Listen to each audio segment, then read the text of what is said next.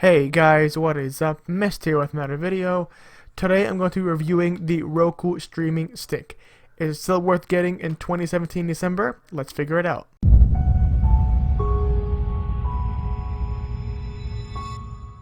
To all my new viewers out there, if you guys are not yet subscribed, just look below the video, click on the red subscribe button, and then click the little notification bell so you guys will get notified for all future videos for everything I post. It's gonna be great.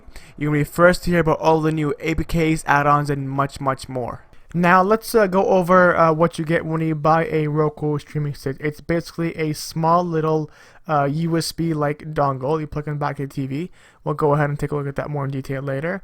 You also get a quick instruction manual, as well as the three things that it comes with: little USB adapter for the wall.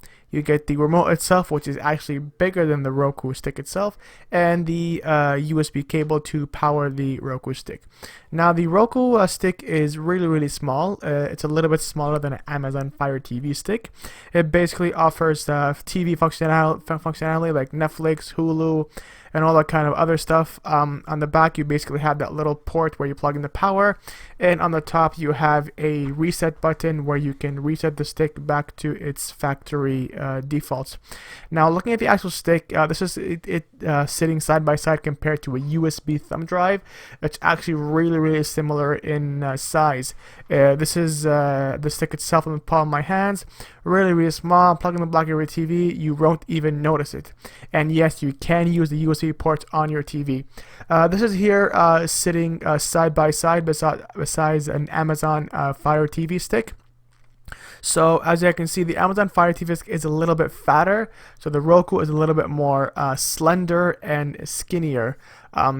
Basically, some people have an Amazon Fire TV stick and they want to see how it compares to an actual Roku. It's really slimmer. It's just a skinnier version of the Amazon Fire TV. And of course, we also have the remote itself, which is actually a much bigger than the actual Roku device, with a bunch of cool shortcuts and stuff like that. You have your back button, you have your home button, your directional up, down, left, and right button. You have your return button, you have this star button, you have your multimedia buttons, and your 4 quick shortcuts to your multimedia icons. It does take normal AAA batteries, and of course this is here the Roku remote sitting side by side an Amazon Fire TV remote. Again, the Amazon Fire TV is a little more slender and a little more nice looking, but the Roku has a little hump at the end, but not like the Fire TV remote. So here is the Roku stick plugged into my TV. It's going to go ahead and walk through the Wi-Fi setup. So you go ahead and find your Wi-Fi SSID, and then you go ahead and put in your Wi-Fi password.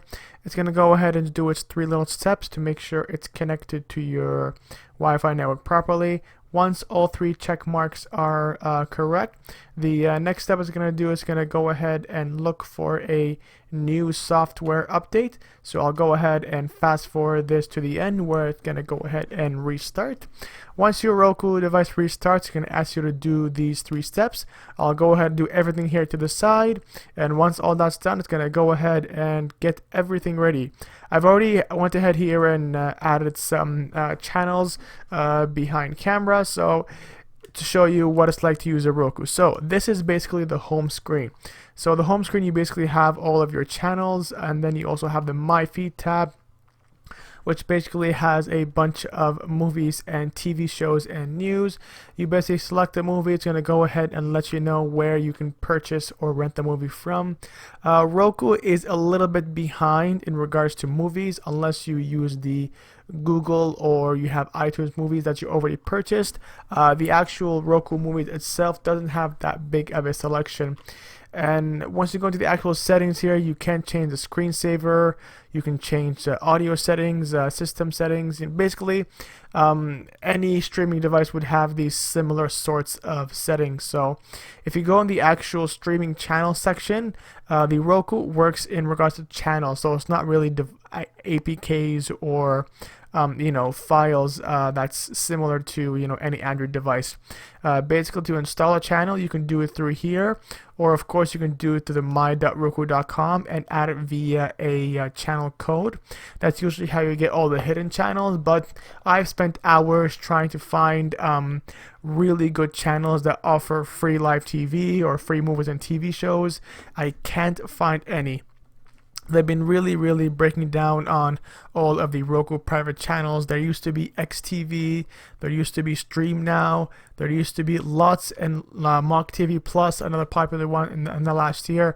All got taken down. So I think Roku is mostly for those people who have subscriptions to services like Netflix, HBO Go, Hulu, US TV Now, etc. Probably the best free working channel that I can find was probably Tubi TV. This is probably the best one to provide free movies and TV shows on Roku, and it's not even, it provides you like the newest movies you can probably get as like 2016, the beginning of 2017. So it's really outdated. It's only usually there if you like watching old classics or movies that are at least a year old. You guys know what kind of channel I run, so this might not be for my viewers, but this is what my 2 cents is on this actual box. Now you can actually get add-ons like US TV Now, which allows you with a free account to watch 7 free live TV channels, but the rest is all paid. So basically all of the good apps on Roku, or should I say channels, require you to pay a monthly or a month-to-month basis or yearly subscription. So Roku is only good. I would not go out and actually buy a Roku unless you have paid. It has a much nicer interface than Amazon Fire TV. It's a much faster interface, but if you don't have subscriptions to like Netflix, Hulu, HBO Go, any other of those paid subscription services, I would not go out and actually buy a Roku.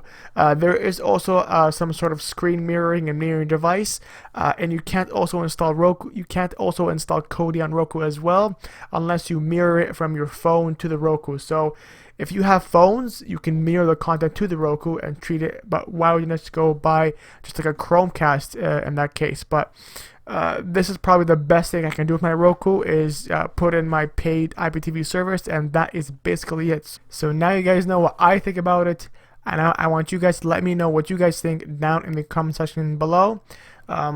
Do you have the same view as me, or do you guys think of something else? And that is basically it, guys. If you guys have any questions, comments, or concerns, let me know down in the comment section below.